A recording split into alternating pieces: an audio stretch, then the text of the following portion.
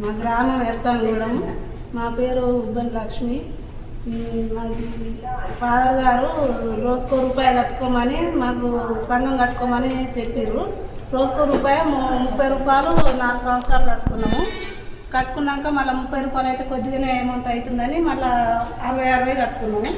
60 కట్టుకొని ఒక 2 సంవత్సరాలు కట్టుకున్నాక మళ్ళీ 60 బాగుండదు, తక్కువ అమౌంట్ అవుతుందని 100 కట్టుకున్నాం. 100 2 సంవత్సరాలు కట్టుకున్నాక మళ్ళీ 200 పొదుపు చేసుకున్నాము.